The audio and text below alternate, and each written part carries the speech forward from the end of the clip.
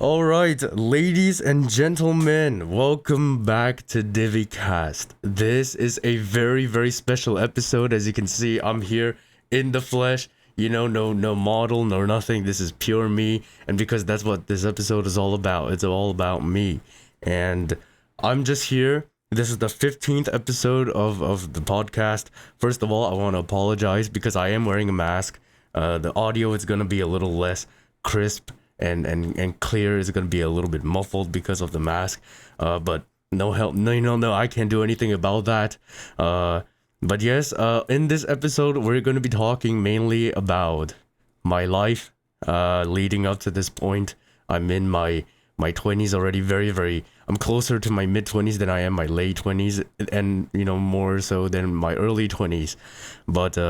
But yes, I just wanted to come on here and have kind of, I guess, a deep talk with everybody about my struggles growing up and my ambitions and everything, and how my life was, basically how it was for me growing up, living here and stuff like that. So that's pretty much it for this podcast. That's why I wanted to do this. It's the 15th episode. I wanted to give a little compensation for all of you for taking a break for so goddamn long. So I decided to do it. I feel like doing it like this as well is a little more personal, because I get to talk to you guys, and I get to interact with you guys a little bit more, instead of it's a little more expressive, right? I can express myself a little. I could do little hand shits like that. Yes. So yes, that's what this episode is gonna be all about. I have planned like a huge intro and stuff like that, but I'm just gonna be. It's about being real. This episode is about being real. It's about talking about what happened in my life, the person behind the cameras, the games, the commentary. The person behind all of this, behind the mask. That's what it's all about. So yeah.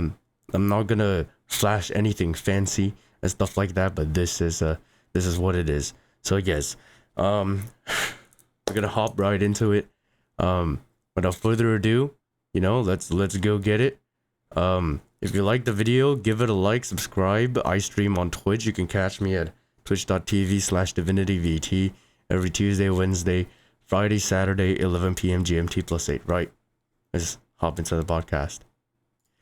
Okay, so we're going to jump right into it. Obviously we're going to start, from the ages, and we're gonna go work our way up to where I am now.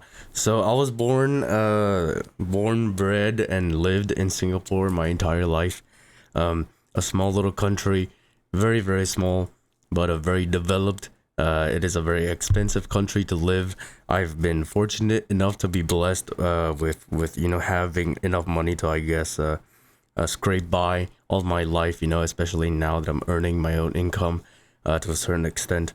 But yes, so I was very bubbly child. As a kid, I was an extrovert, believe it or not. Like, I'm a huge fucking introvert now, but back in the day I was a massive like extrovert, and it was just, some stuff happened later on in my life that really ruined all of that, but we'll get to that later.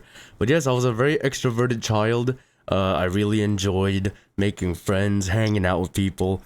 Staying at home was like so boring to me. I guess part of that is because I didn't really have like a gaming PC until I was like maybe 16, some along 16, 17 was when I got my first gaming PC. So all the years leading up to that, and I didn't really have any like gaming setup or anything to help me, entertain me at home. I had a PC, but it was like an office PC that you wouldn't use for games. A lot of games couldn't run on it, actually.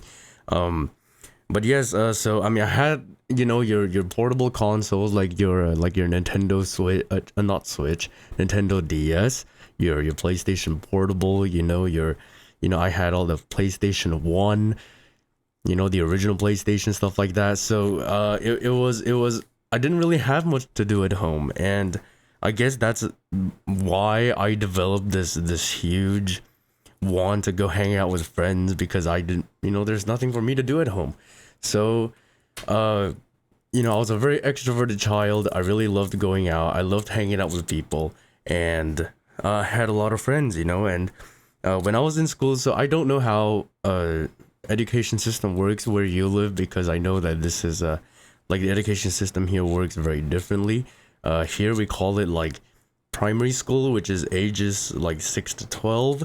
You have secondary school, which is ages 13 to 16, and then you have your tertiary education. The one I went to was like I think 17 to 20, something like that. Yes. But yeah, so I was a very bubbly child. I was very loved with my parents. I'm an only child. I don't have any siblings. And funny enough, on that topic, I actually had a chance to get a sibling. So my life could be freaking incredibly different if it wasn't for my my own actions and my words, because I remember that there was one time that my parents asked me, they approached me, and they were like, hey, have you ever thought of wanting a younger sibling? And I just said no, because I was young at the time, and I was like, having another child, having somebody that I have to share shit with, like I didn't want to share my parents' love. I didn't want to share my items, my clothing and stuff like that. So I said no. I said fuck that. I don't want no fucking sibling. Get the fuck out of here. So, but years later, I regretted it. Sometimes it gets lonely here. But I would say that I'm very, very fortunate to have a very good relationship with my parents. I'm very close to them. I would say they're very young at heart. So it's easy to connect to them despite, the age gap.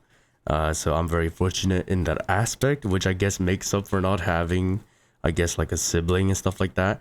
So it's been very, yeah, in that aspect, I've been very fortunate. So here's the thing you have to know about me. Ever since I was like 8 years old, man, I was already like crushing on girls, and like I remember, I remember that I would like try to get close to him and try to talk to him, but because I was an extrovert at the time, it was a lot easier than it obviously is now. You try to get me to talk to someone now, I fucking break down. But yeah, it was very interesting. I had like, man, I changed my crushes like just like that. I changed my crushes crazily fast, man. You could put me in a room, man. I changed my crush just like that. Like I had like 3 different people that I was eye candying over the course of like a year. It's crazy. But yes. There was that phase that carried on for a longest time. I never really had my feelings reciprocated until I was maybe in my 20s. I don't know what it is. I think I just tried way too fucking hard. If I'm being super honest, I probably just tried way too hard. But yeah. So I mean, going through school, I was the kid that kind of like, I wasn't popular. I wasn't like the very popular kid, by no means whatsoever.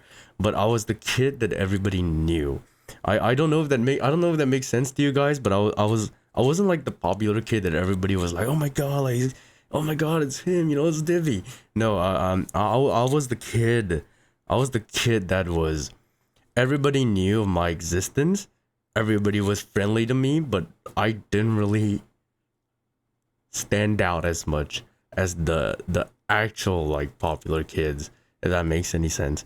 So, but yes, I had a very close, tight knit group of friends that I'm still friends with till today. So it's been like 10 years, 18 years, But yes, that was me in school. Really, that was me throughout my primary and secondary school. So for about 10 years, that was how I was. I can't really, I guess, recall much of what happened when I was in my primary school. So when I was like aged 6 to 12, I don't really have much of a recollection, because like that, like, what is that even? Like, what is that age? Like, what is that era? Like, that era is just you finding out life and finding your conscience, you know? So not much really happened there apart from maybe I was crushing on girls, you know, the puppy love. I was a very, very, believe it or not, I know some of y'all gonna fucking say shit, but believe it or not, I was a very, very good kid, at least until I was 12. Things changed later on, you know, puberty, but up until I was 12, I was a very, very good kid. My parents, really disciplined me very much. I got, you know, the Asian parent treatment when I was younger, up until I was like 12 years old, 10 years old actually, where they would beat me, you know, when I was misbehaving. They take out the cane and they fucking whip the shit out of you. And you know, I mean, I feel like a lot of Asian people will relate to this, even the other people who get, you know, disciplined this way, but like they made you choose your cane. Like they made you choose the color of your weapon that they're gonna use against you if you misbehave. It's crazy. I remember once trying to find the cane that they hit me with and hide it, and obviously that didn't really end very well for me. But yes, so I was disciplined very strictly as a child. I wouldn't really say that it's a big deal.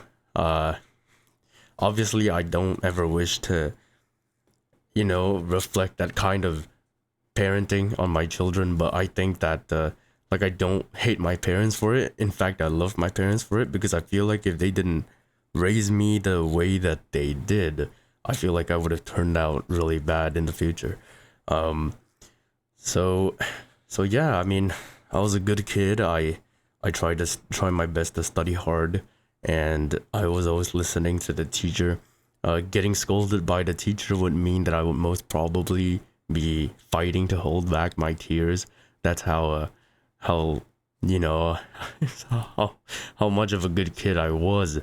Emphasis on the was, and I was even in the student council for a good period of time. For about 2 years, I think I was in the student council. Um, so I was a good kid, and then, you know, the puberty started to hit. Uh, I think when I was 13 and 14, I was still a very, very good kid. I very, very rarely got in trouble. I was always listening in class, maybe with the occasional like talking to my friends who were sitting beside me and stuff like that. But apart from that, nah, I was a very, very good kid, man. I had my shit together, you know. I was always just fucking listening to the teacher, trying to study as hard as I can, you know, stuff like that. And yeah, so I was a very, very good, you know, very, very good kid. And then came when I was 15, and I think, so to give you guys some context, in secondary school, and you know, you would, when you're 13 and 14 in the school, you wear short pants, and when you're 15 and 16, so your last 2 years of the 4 years in the school, you wear long pants. And for some reason, like, getting changed to that long pants like made me feel like, oh man, I'm growing up. You know, like it gave me that sense of like, oh man, I'm growing up. I'm becoming an adult soon. I feel powerful. You know, so I think and that was like the peak of my puberty in a way. So like everything, I guess, kind of changed in that aspect. I felt more rebellious. Obviously, there was a very rebellious phase of my life. I was talking back to my parents a lot. You know, I barely talked to my parents really, you know. Like I very, very barely talked to my parents, and you know, it was just one of those things. I'm sorry about the sorry about the notification.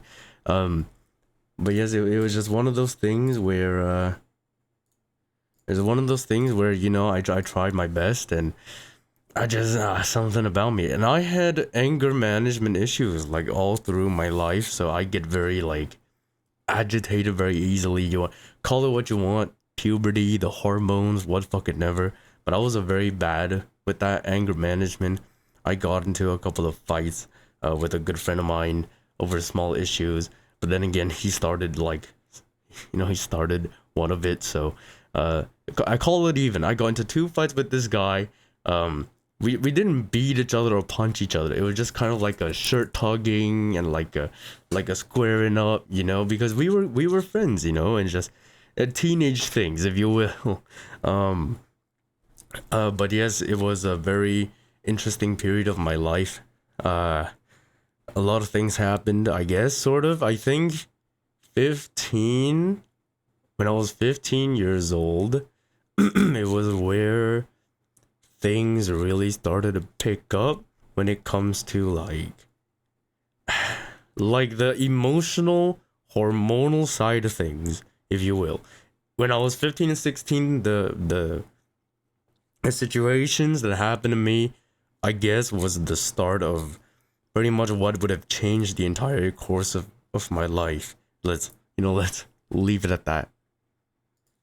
So when I was 15, I guess it was my first love. I guess you could call. I mean, I said it just now that I crushed on like a lot of girls, but I think like when it comes to like first love, I guess, or major crush, major infatuation, it was when I was 15. So I met this girl. I'm not gonna name drop her, obviously, but she was a classmate of mine. We were kind of in a mutual friend group in a way. So it was me and a few guys. We would hang out, and then it was like five girls, right? It was five girls. Like they were like the most popular girls in the class, and they were like well known throughout the entire of my grade at the time, like the entire cohort. So they were very, very well known, and it was the five of them, and I think it was, I'm not entirely sure, I don't really recall. It was like maybe 4, 5 of us guys. Four, 1, 2, 3, 4, like 4 to 5 of us guys, yeah. And there's this girl that was in this girl that was in this group of friends. Like I started to want to get closer to her because it was a new class. I was 15, we changed class. It was a new class. I wanted to get to know her better, and because she was cute, so I talked to her. We started talking every day, and eventually I fell for her. I remember when I was 15, I went to Japan with the school on like an exchange program with a university in Osaka. Oh no, it was a Kyoto. I went on an exchange program at a university in Kyoto, Japan, and I remember she went on at the same time on an exchange program, like an overseas trip with the school to Beijing, China. So like we would use Skype. Man, how many of you even know Skype? Man, MSN Messenger was a shit though. But like we would use Skype because it was in at the time, and now we would use Skype, and we would call each other, and like because the time zones weren't too different, but we would call each other. We would call each other, and we would talk for the entire night, and it was like it's weird. Because like if you don't like a guy, like would you do that? Like honestly, leave in the comments below, please. The females in the chat.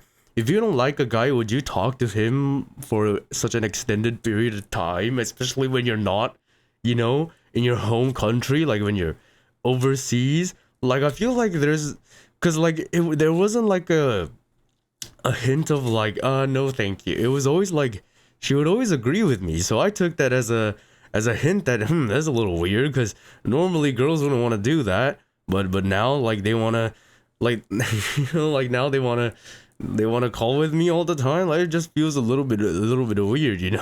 So leave in the comments, please, because I don't know how the brain of the female works. But yeah, so I thought that there was a chance, because who would video or rather voice call somebody like when you're so far away for such an extended period of time where you could be sleeping, but she chose to stay awake and talk to me. So it was just really weird, and I decided to fall for her. I didn't decide, but I fell for her. And at that time, I was a very insecure person, because I never had my feelings reciprocated. At that point, I've never had any girl like me back before. I've never had any girl even like me before. So I guess to kind of prevent myself from getting hurt by rejection, I made it a point where I would only confess to someone if I knew 100%, and it had to be 100% that they liked me back. So I never confessed to her, never. I never got the chance to, I guess. And uh some stuff happened in between. Um we started having a little bit of friendship problems. I don't exactly recall what it was because it was such a long time ago. I don't really recall what it was, but I remember that it really hurt me. Apparently, she something along the lines of like she wasn't comfortable around me anymore, and I never knew why. To this day, by the way, I never knew why she felt that way. But yeah, we had like a month where we kind of, I guess, stopped talking, and then we got back together with the talking, and eventually she found a new guy, like a boyfriend. And I think this was when I think it was leading towards the end of 15, the year, like that school year. So I remember, man. I mean, at that time, I haven't really crushed on anybody for that long or that hard before. So finding out through like her Snapchat story, um, I realized like, oh, she has a boyfriend. And I remember like it fucking stung like a bitch. Like it really hurt. I felt my fucking heart crack and shit. so so yeah, it was pretty hard on 15-year-old me to accept. Eventually I did like confess to her. Eventually I did confess to her, and I did like I guess kind of get a little bit of closure. Despite getting rejected, obviously, because she's already in a relationship, I still, for some fucking reason, decided, hey, it's gonna be a good idea to carry on and keep trying to chase her, because for some reason I was just stubborn. I didn't want to. I didn't want to give up on it, because like I remember that her boyfriend at the time treated her really bad. And like I was trying to look out for her as a friend because she couldn't see the red flags. So I would always like, say like, hey, like, he shouldn't be fucking doing this. He's hurting you. He's going out with a girl late at night without telling you, his ex, by the way. And this is a true story. And like she would just shit on me for, like, she would just be angry at me for talking shit about her boyfriend, even though like I'm just like, bitch, wake the fuck up. You know? But yes, I mean, long story short, it was a very interesting predicament, this band, over the course of like a year and a half. And then I eventually, thankfully, got over her. Started crushing on a new girl who was my girl best friend at the time, because obviously, and obviously that didn't work out. And yeah, so that's pretty much it for that period of my life. I also had 5 friends who I met and I was close to throughout the 4 years of school. It was like the one clique, I guess, group clique that I was close to, especially this one guy. And he's a great guy. He's really hot too. I mean this in the most non-homosexual way, but fuck me, he's really hot. He's a really good-looking guy. And like with the 5 of us were friends, even though like I always felt very outcasted. I always felt like I was being, kind of tossed aside and not really, like, I was just like a fill-in slot for shit. And yeah, so I mean that happened. It was a group of 5 friends, 2 girls and 3 guys, including me. And yeah, we had a lot of problems along the way, but ultimately they were kind of like the main group of friends that I had throughout the entire 4 years of my life. And you know what, I don't talk to any of them anymore. Maybe only the one hot guy that I'm still pretty close to. But I don't really talk to any of them anymore. We've all gone our separate ways, which I feel like, is what life is all about, So yeah, I mean, when I was 13 to 16, I mean, I was really just making friends left and right. I didn't really feel like I had a place that I belonged. Again, I was a very well-known guy in the school, but I wasn't popular. It's very weird. It's kind of like I was a hidden gem, you know. I feel like I'm fucking kissing my own ass. But it's genuinely how I guess I felt, because a lot of people would be friendly to me, like they'd say, "Oh, you're so fun to hang out with," you know. But I never had like a solid anchor of friends, I guess, that I felt like I belonged in. So I mean, so yeah. But apart from that, I mean, my life there, I guess I was kind of starting to deal with I would say like the stuff that happens to you, and as you grow up, you know, going through the motions, I guess is the best way to put it. And then I graduated. um it was a very I was a very delusional person at the time. um like, I had a lot of friends leave me, uh and like turn their back on me when things were going rough. But now that I've grown up a lot, because that's been years and years ago. Now that I've grown up and I'm in my 20s, and reflecting on it, I will say that honestly, like it was also partially my fault for them leaving, I feel. Because I could be a little bit overwhelming with like my issues and like my problems, and I guess coming on too strong and talking to them every day. I think girls don't really like that from some guy. But yeah, I mean, you learn a lot as you grow, and I love to talk about these things. That's why I'm doing this episode, because looking back at it now, there was a lot of things that I did wrong, and there was a lot of things I could have done better, and I feel like I've blamed a lot of people for stuff that they shouldn't be blamed for. And yeah, so I mean, you grow, it's all in the past. It's just really memories now. But yeah, that was the 4 years of my life. Some shit happened, I mean, ultimately you're just going through the motions of crushing on people, making friends, studying, stuff like that. The basic, like the young teenage stuff. And now comes, oh man, now comes the full nitty gritty. Now comes where everything kind of set in stone for how my life would pan out. So this is when I was 17. I went into my tertiary education, so a whole new school. I was studying for a diploma of sports and exercise sciences, because yeah, that's right. But yeah, I was still an extrovert at the time. I got into a new class. The class was great. The people were great.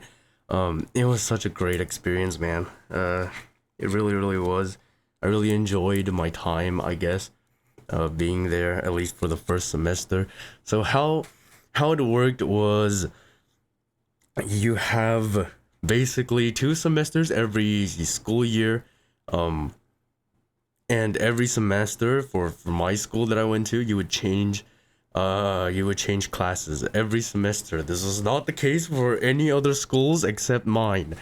So as an extrovert, I felt like, yeah, that's fine. I don't really have a fucking problem with that, because it's, like, I was an extrovert. Like, it wasn't a problem for me to make friends.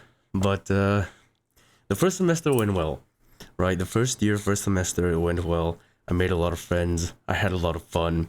Um, but I met this girl. Oh man, time to tell the story.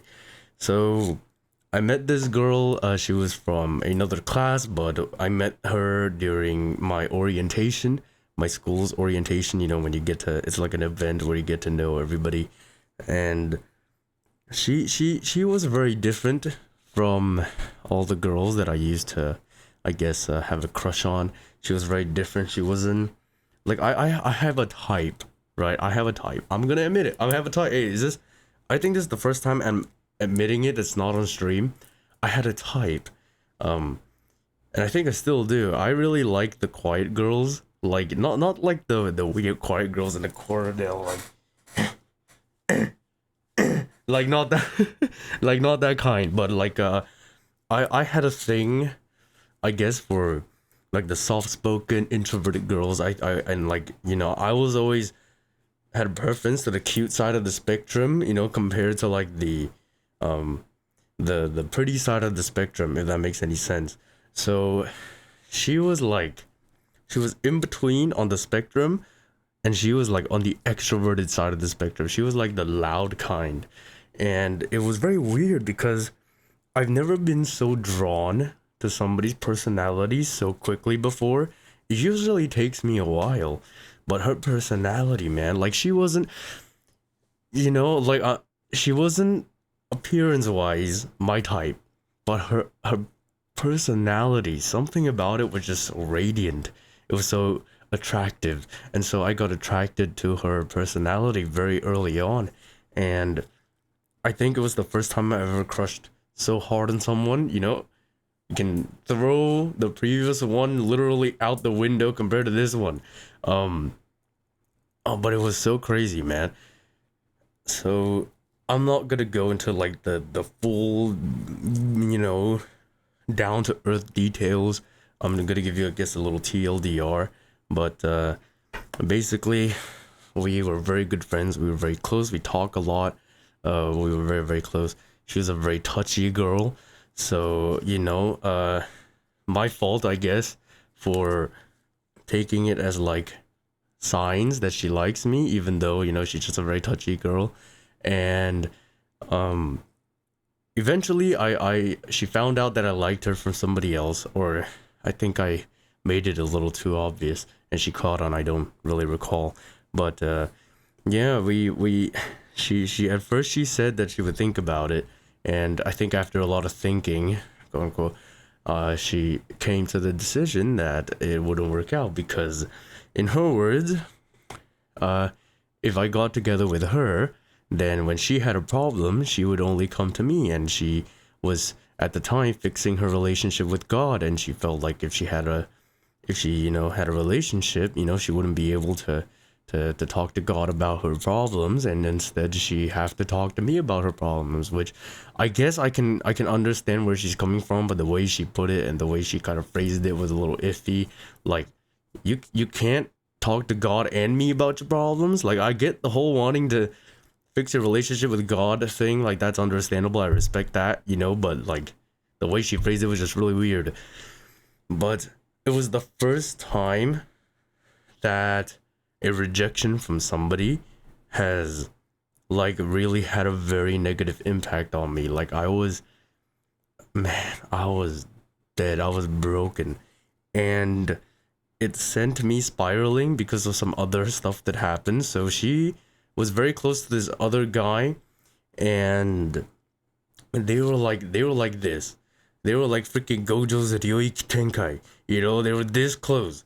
And it was weird because they weren't together, but like they would be very touchy with each other. They would like hug each other, like they would like cling to each other, but like apparently it's just friends or what the fuck ever. It was very odd. It was very weird. And like we were in the same, I guess, group, so it was very difficult for me, still, trying to get over her to witness that shit.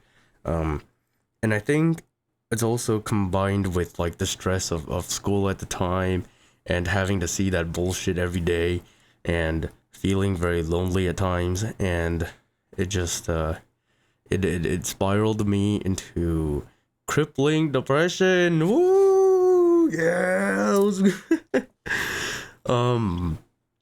But yes, and this is the part where I've always, I guess, kind of struggled to talk about in detail. But I mean, I want to be transparent with all of you. This is I guess a little insight, a sneak peek into my life. But yeah, so I was in a very bad state of mind, and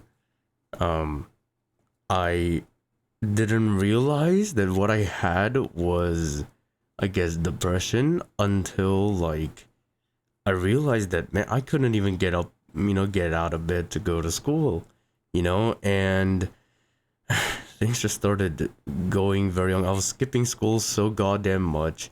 I remember the principal, and it's not like a fucking, it's not like a elementary school or high school or a college, it's like a university level school. So the principal of who oversees so many goddamn students, like had to call up my parents and be like, hey, your son is not coming to school very often, and I was always like, I'd always make the excuse to them, like, oh, I didn't go to school today because of online classes.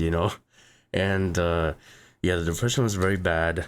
And especially when semester two came about, and I transferred class like I said I had to, and like I only knew like 1-2 people who was from the previous class, and I wasn't even close to them. And at that point, I've developed very bad social anxiety, and it was very hard for me to communicate with people in general.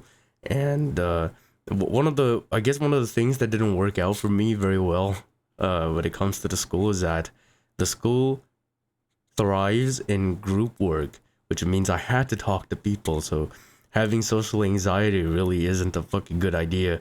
It's not a very complimentary thing to develop when you're in that school. But yeah, so I was I guess I was really depressed. I had put up all these walls around me, man. I put up all these walls around me. I mean, there were people, like, they were nice people, man. I'm not like the class that I was in, the people were very, very nice. They would always like try to approach me and talk to me, but man, I couldn't give a fuck, man. I didn't want to talk to anybody. So I would meal prep. At the time I was really getting into the gym stuff. So I would meal prep, basically wake up at like 5:30 a.m. to cook my own food before heading to school. And I would, like, during lunch break, I would take my meal and go to like a very isolated, deserted corner of the school to eat alone where nobody would bother me. And that happened every single day, 5 days a week. And it was a very tough time of my life. And I just didn't have any friends at all. I, at the time, pretty much cut contact with all the close friends that I had from the previous schools, when I was in primary and secondary school.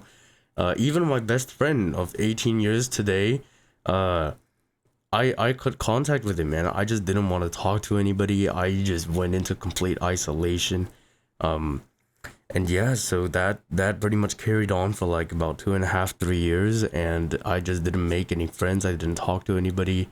I was just in a very bad state. I didn't have any human interaction apart from like my parents when I, got home. And even then, like, it was very minimal. Like, I would very barely talk to my parents, and obviously they were very worried about me because I wouldn't talk to them about my problems. Obviously they knew that something was up. But yeah, like, I think after a while I realized, like, fuck, this is an issue. And I finally mastered up the courage to go see a therapist. So the only issue was my therapist wasn't really very good, and that's the thing, right? Like, I feel like for a lot of people, it's a little bit trial and error, right? Like, not every therapist you go to for mental health stuff is gonna work for you. You have to find the one that you click with. Is very important because you're being very vulnerable, you're being very open, and it's a very personal thing. So you have to find a therapist that suits you, that you feel comfortable with. And I didn't feel comfortable at all with this fucker. And the reason for that being is because he was a very by the book therapist. Like, like, I would say something and he would relate it to like textbook, and so, like, there were a lot of times where I would tell him, like, hey, I at night I feel like absolute garbage. I feel like I fucking wanna end it all sometimes, and I feel very anxious and depressed, and I don't want to get out of bed, and I want to cry but I can't cry. So I told him a lot of this stuff, and but the thing is, he made me feel like it was very invalidated, because he wouldn't say it directly, but he will always kind of, I guess, poke at the idea that, like, are you sure? Are you just not like like being hormonal and stuff? Like, because there has to be something that's bothering you. But people with depression would know that there are days where genuinely nothing is bothering you and you just feel sad as shit, and it's just how having depression works. um so I started to dread, like, I started to dread going to the therapist, and eventually I just stopped completely. I just stopped going to the therapist. I said, you know what, I don't want to go anymore. And yeah, and so I spent pretty much the next 2 years plus 2.5 years, 3 years, in complete isolation. And I was still skipping school. I was trying my best to study. I was trying my best to study at home. I guess a good thing is the school kind of gave a little bit of understanding and allowed me to do so without like without like any consequences, I guess you could say. But yeah, I mean, that carried on for a very, very long time, very long time, up until I finished the school, and basically, I guess those were, thinking about it now, like I probably developed the depression at 15. Like I was showing signs because I started to get very, I guess, emotional. I had a lot of anger issues. I was feeling very down. I don't know, like, I didn't know because, like, I feel it might be because puberty and where your hormones are all fucked up. So I genuinely don't know when is the, I guess, the exact time where I developed the mental issue, but I, if I had to put a timestamp on it, I would say when I was like 15. And yeah, so it was a very difficult, I guess, 3 years of my life. Um, I even had to take like a year off school, like the tertiary education. I had to take a year off because it was just too bad. I genuinely couldn't bring myself to go to school and anything. Um, so I called the school and I said, like, hey, could I defer like a year, my studies for a year? I just need a year off to I guess kind of try to recover, which I didn't. I didn't recover. Um, but yeah, eventually, I mean, finished it, and yeah, so it was a very, very difficult, I guess, few years of my life. Especially when I was in the new school. And I think one of the reasons was because, like, um it I guess it's kind of a trend where that is the period of time where you meet friends who would last like all the way. And like I saw the people around me who were having like the time of their lives, and then they were having such a blast, and then they were very happy, and they were very, very social. They were had a lot of friends. They were going out all the time on outings and stuff. And I missed that, and I couldn't do it because of the social anxiety, and I couldn't make any friends. And would you argue that it's my fault? I would say yeah, a little bit, because I mean, I could have very much tried to step out of my comfort zone, but at the time I really just couldn't, man. At the time I really just couldn't bring myself to I really just couldn't bring myself to get to that point where I would be able to make friends and find somebody to go out with and stuff like that. Um, but yeah, so that's pretty much what happened leading up to leading up to transition to where I am right now. So fast forward a couple of years later, um, I was kind of stuck in a place where I didn't know what I wanted to do. I mean, like, first thought was, yeah, I'm gonna be a personal trainer at the gym, which because I have the what I studied in the school, it would make the most sense. Also, I have a passion for the gym. I absolutely love the gym. I'm recording this at 12:15 a.m. There might be a chance I might go to the gym after this recording because I didn't go today. Um, but yeah, so I had a major passion for the gym. I loved being active. I wasn't good at sport, but I was very dedicated to the gym ever since I was like 15 years old. Actually, 13, yeah, 14 years old when I started going to the gym. I took a break. I kind of didn't know what I was doing. I was like going left and right. I didn't have like a plan or a diet, but I was very dedicated to the gym. So personal trainer was a job that I planned to do, but then I had to potentially serve my country in the military. So here in Singapore, it's compulsory to serve 2 years of military, and they contacted me really late for some reason, and we'll talk about that later on because some stuff happened before that. So I'm already in my 20s at this point, and I found out something called VTubing. So I found this VTuber. She's a Japanese VTuber, goes by the name of Negi133, Negi_133. And I was like, oh, this is kind of cool. I've never seen anything like this before. So I clicked on it, and I thought she was really, like, her streams were very comfy. She was really cute, and I was like, damn, like, this is kind of cool. So for the first time in my life, and even for the first time up till today, it is still the only stream where I have watched and chatted constantly in its entirety. Like, she would stream 2 to 3 hours a time, and I would just be there. I would just sit there and watch, and I would just be commenting and chatting all the time.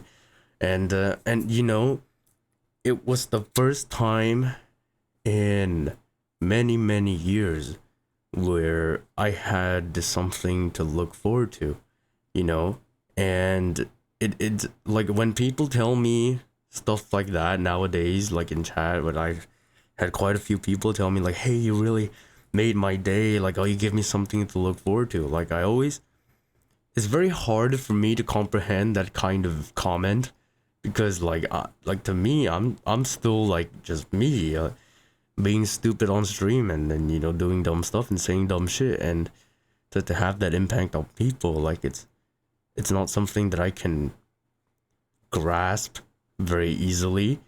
But like, I try to put myself in their shoes, which is exactly how it was many years ago when I first found VTubing, where I was like, I had something to look forward to, man. Like, she's streaming tonight, I get to, and her community was so nice. It felt like we were all the friends, and like, for the first time in my life, like, I felt like, something new, something refreshing, and so a couple months passed. She was opening mod applications, and I was very well known, I guess, in the community at that point.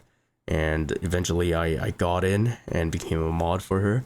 And yeah, so fast forward a little bit more, and I decided, hey, you know what, why not give this VTuber thing a shot, man?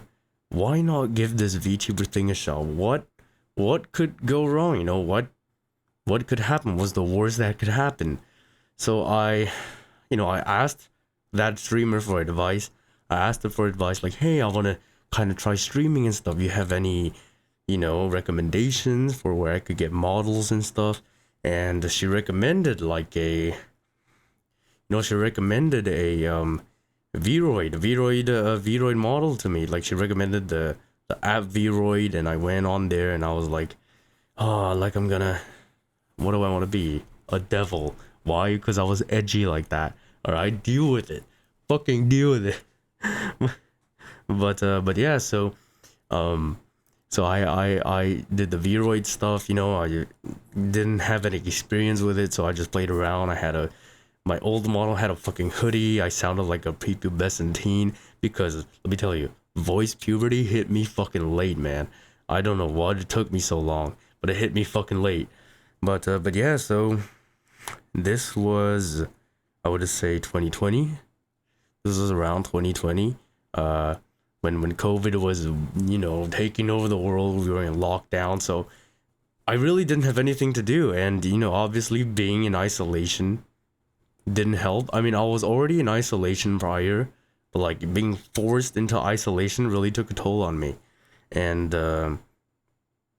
yeah, so I found something to do, finally something to look forward to, and I decided to try streaming. And I guess it was very helpful because I already had the backing of her community, because I was already very well known in like her community, right? So I had the support of her and her community, which I'm very, very grateful for. It really helped me kickstart and jumpstart my journey.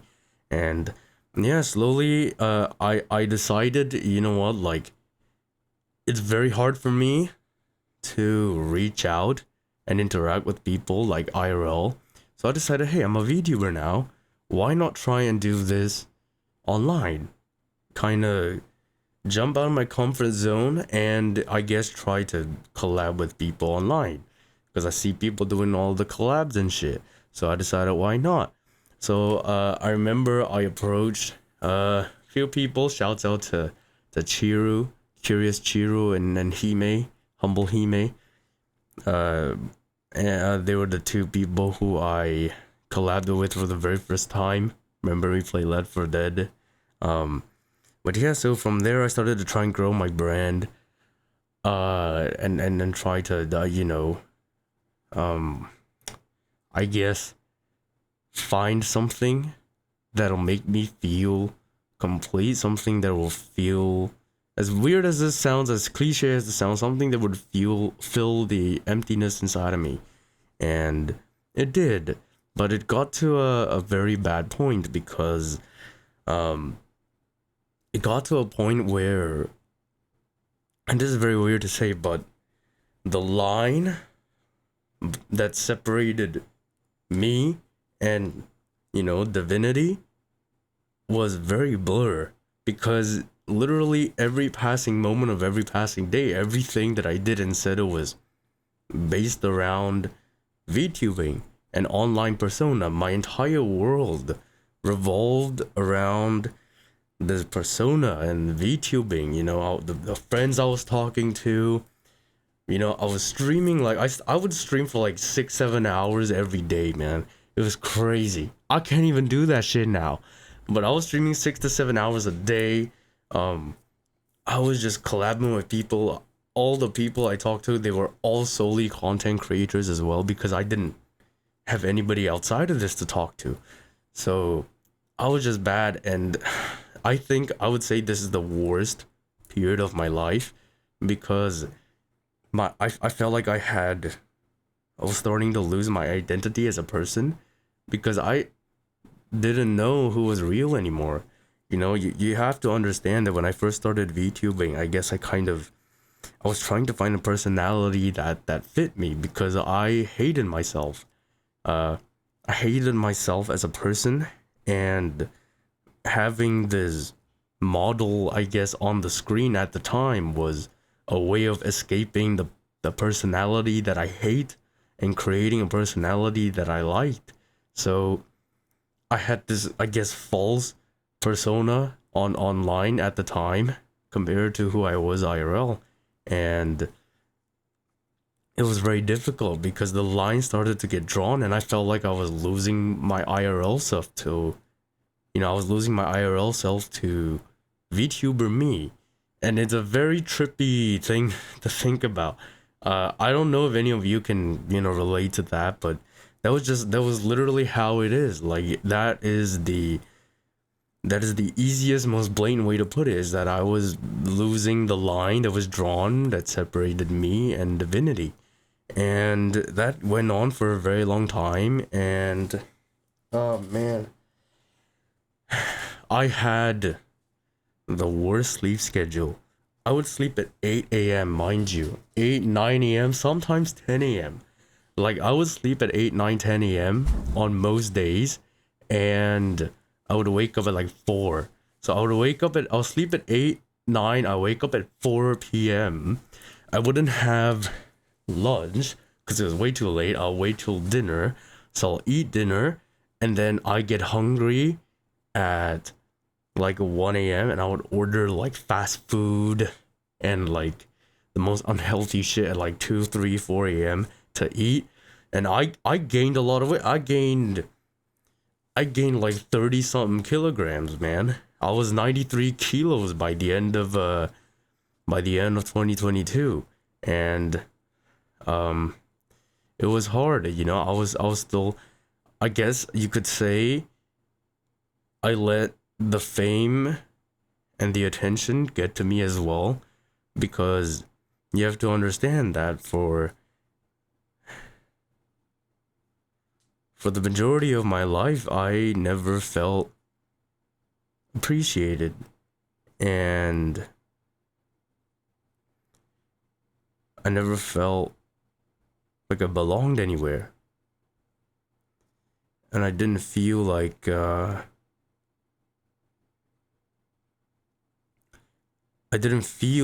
had any important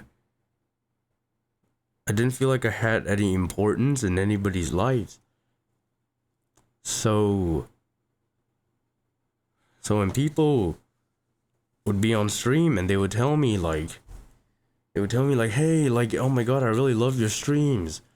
Hey, you know, like, you're so funny, or you're so cool, you're so cute, you know? It was the validation that I yearned for many years leading up to that. And I definitely let it get to my head because I was on the high horse, and I was just, there started my hoe phase. There started my hoe phase. I was sleeping with any girl and every girl I could. I had multiple sexual partners, you know, throughout. It was, I'm not gonna get too much into it, but it was a very bad time of my life. And the depression got worse. And I did, on quite a few occasions, try to, yeah, I have attempted a couple of times, all of which I obviously, because I'm still here, wasn't successful. But I guess the reason why I couldn't go through with it was because I had such a good relationship with my parents. Because I can guarantee you almost 100%, if I didn't have such amazing, understanding, loving mom and dad, and if I didn't have such a good relationship with them, 100% guarantee you I wouldn't be here today. Because my mom has a history of mental health issues, and I remember when she found out that I had depression, she was apologizing to me profusely because she felt like it was her fault. She felt like it's like genetic, and she passed it on to me. So she was very, I guess she felt like a part of the reason why I had to go through what I was going through was because of her. And I was their only child, and if I wasn't here, I'm quite certain my mom would have joined me. I'm quite certain that my mom would have joined me because she has said it before. And I couldn't bear to think about the sight of my parents blaming themselves for not being good enough parents, because they were. You know, they were amazing parents, and I don't think I can ask for any better mom and dad. And, you know, it was that thought of, I don't want my mom and dad to suffer just because of me, that always pulled me back from going through what I planned to do, you know? And yeah, I mean, and then a few more years, a year or two, 3 years go by, you know, and eventually got a lot better. But I guess it came at a price, because when I was going through all of this, I was alone. I was truly alone. I didn't have anybody. I didn't have a friend group. I didn't have friends that I could talk to. I didn't really talk to my parents about it. I kept everything to myself because I didn't want to burden anybody.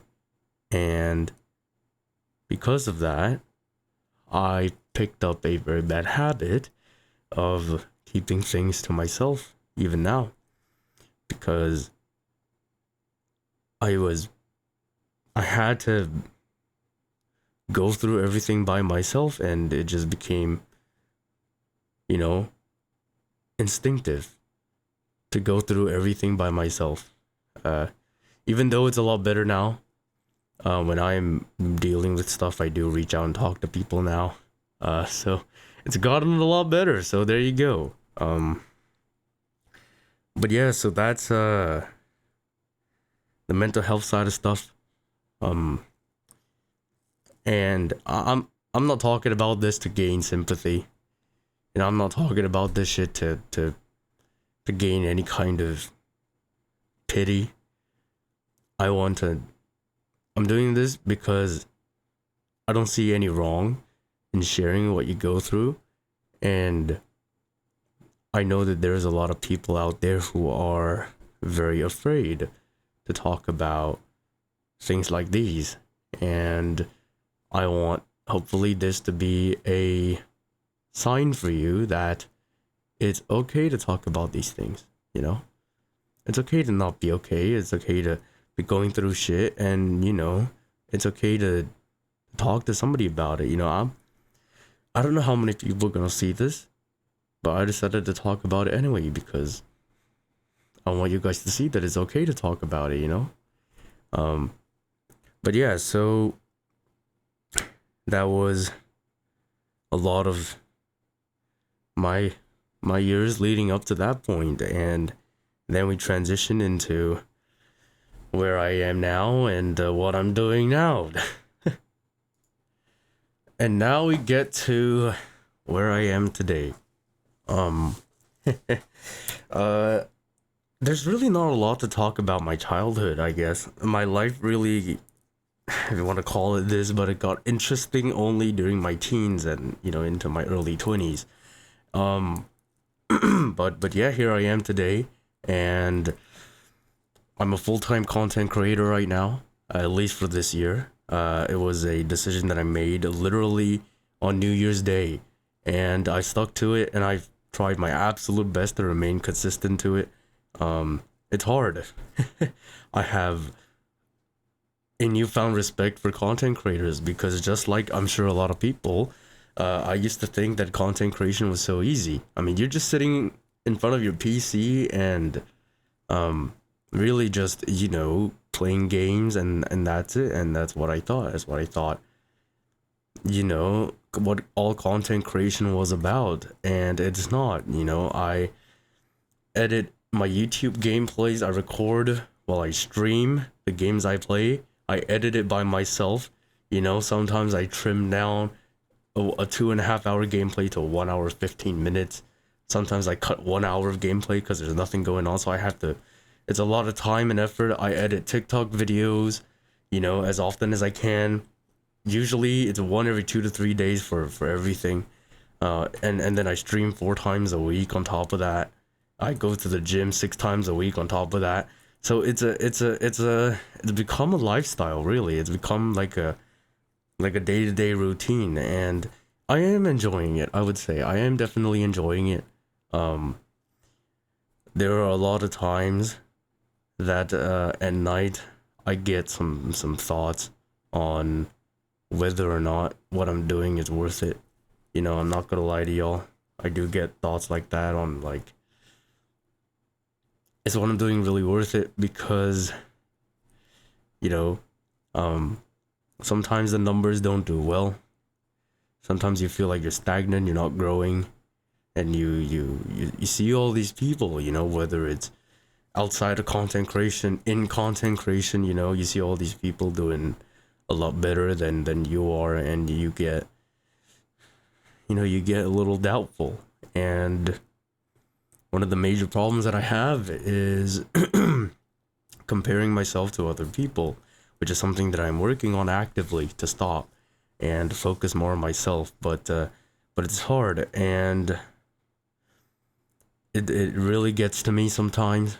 I'm not gonna lie, and I think I had this massive burnout because I felt like I wasn't going anywhere with my content, and felt like I wasn't, you know, going to where I wanted to be in terms of like, in terms of how much I want to grow, because the dream is to be able to make this a full-time job in the future. And I don't know, I just feel like, or I felt like I was nowhere near and I wasn't growing at all. And it's hard because, I was seeing all these people who are growing at such crazy higher rates than me, and I felt like, man, there's got to be something wrong with the content I'm putting out. Maybe I'm not entertaining enough, stuff like that. And it gets to you, but I feel like that's very normal for any content creator to feel that way.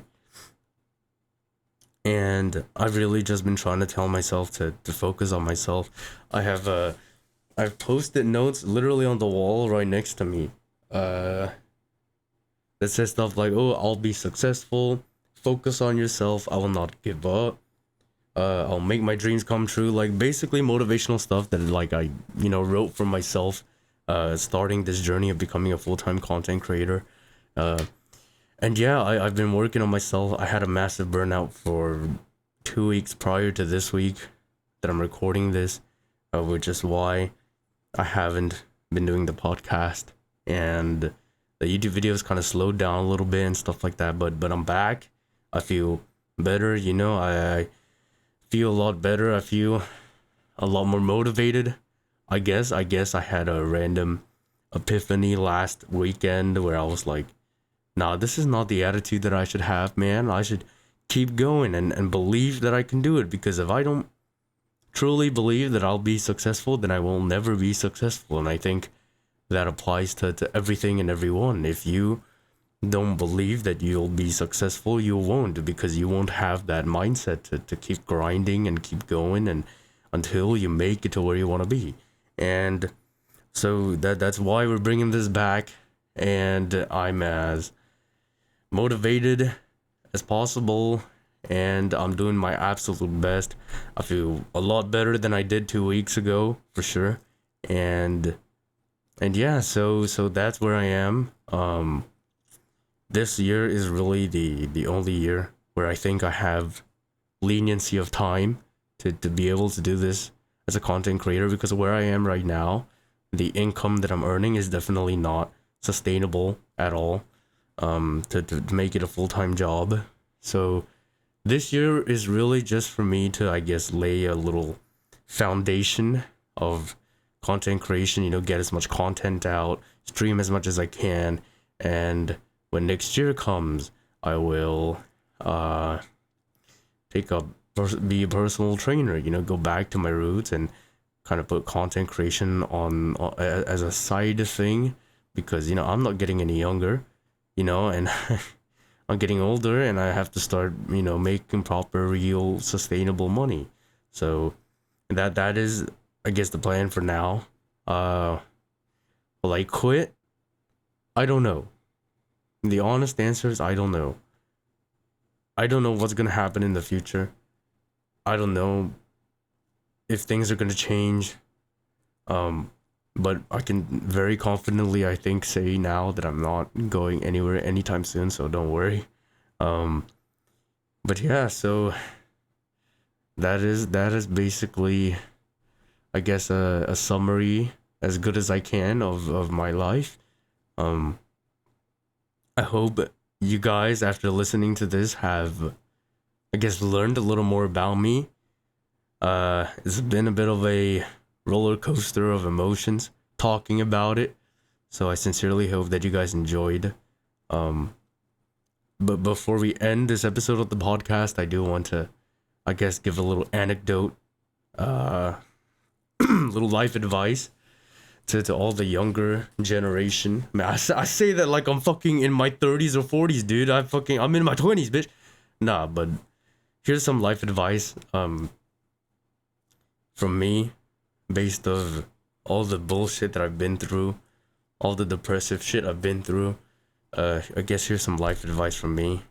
Do the things that make you happy. Life is short. I lost two friends. One of them was also in the 20s. One of them was 19. I lost these two friends in the course of 3 months, and it has really made me, I guess, contemplate about life and realize how short life is. So do the things that make you happy and love yourself and take care of yourself a little more. I know it's hard, but trust me when I say that it's one of the most important things in the world to be able to look after yourself and love yourself. Because trust me when I say this, if you don't love yourself, it's going to be very hard for other people to love you. And it all comes down to knowing your worth, doing the things that make you happy. You know, if your heart wants something, go for it, man. If your heart wants the girl or guy, confess to the person. You know, if you want to pursue a career path that is very ambitious like mine, go for it. There's no harm in trying. There's always no harm in trying. Because I don't know if I'll ever be successful. You know, I don't know if I'll ever actually make it as a content creator. But even if I don't, at least a couple of years from now, I'll look back at this very moment and, you know, tell myself, hey, at least I tried. You know, rather than looking back at this a few years from now and thinking like, oh man, like, what would I've done? What would have happened if I didn't quit? You know, would I have made it? Would I have been successful if I gave it my all and not quit halfway? So I think that's really the driving force and what keeps me going is I don't want to have any regrets. And life is way too short, so do the things that you won't regret in the future. I think that's very important as well. But yes, thank you all so much for listening. That marks the end of the 15th episode of the podcast. When you see this, I promise the podcast is back. I still have a bit of guests that I wanted to bring on, and I think it's gonna be super fun. And yeah, so I have something new that I kind of want to try with the podcast in terms of like the guest interactions. So I hope you guys will look forward to that as much as I do. But yeah, that's it from me. Thank you guys so much for watching. We're closing this off. If there's any guest that you would like to see on the podcast, you know, maybe a VTuber friend of yours, leave it in the comments. Obviously, you tell me to bring Shoto on, bitch. I'm way too small for him to even notice me. So, as much as I would like to have people the likes of Shoto and, you know, the Iron Mouse, basically the legends of VTubing, I'm still a long way to go. But we'll get there one day. Mark my words, one day, Iron Mouse, Shoto, you know, fucking... I don't know, the big PP people, right? Fucking maybe we get fucking Queso on here one day. I mean, though I don't think my my recording is strong enough to carry that weight. But yes, thank you all so much for watching. I really appreciate each and every one of you. Thank you all for all the love and support over the years. I will continue to work hard. I owe it to myself. I owe it to Divi from many years ago who was going through the very big depression stuff. I found something that I'm passionate about, and for the first time in my life, I am chasing that passion as an ambitious career path, and I'm happy. You know, I will say in terms of the mental health stuff, I'm a lot better now, 100%, and I'll keep working on myself and I'll keep getting better. And yeah, so I before we end officially, I want to say one last thing.